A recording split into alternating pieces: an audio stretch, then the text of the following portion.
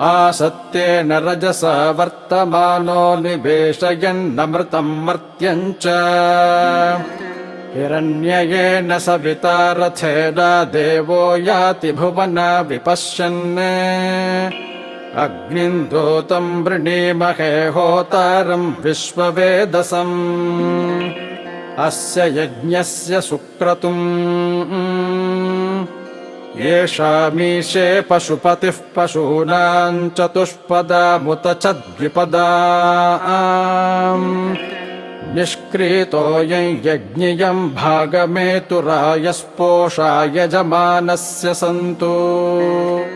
ॐ अधिदेवता प्रत्यधिदेवता सहिताय आदित्याय नमः। ॐ